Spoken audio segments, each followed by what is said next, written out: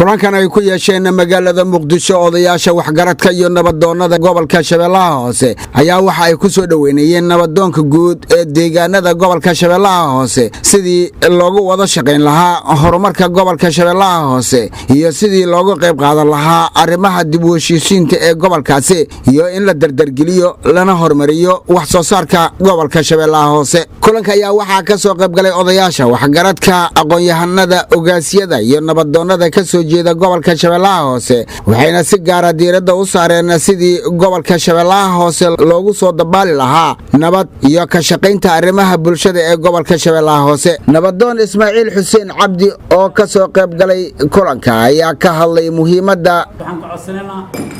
inay cadaalad falaan wa idaa qultum fa'dilu walaw kaana daa qurbaa weeye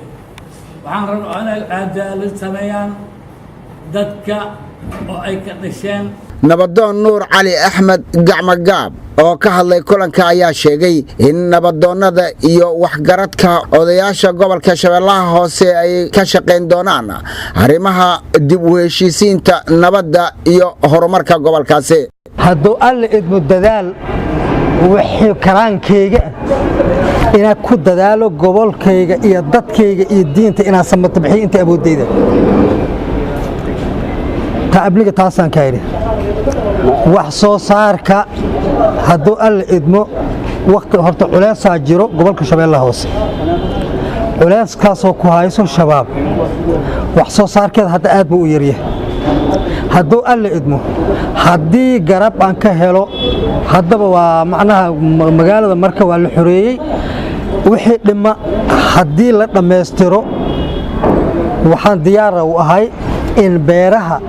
iyo mataqaanaa habu socota kulli ina kaala weyn ka qaato tolkeygana u horseedo iyo wixii Soomaaliya gobolka degan. Muuse Cismaan Abtow, telefishinka qaranka Soomaaliyeed, Muqdisho.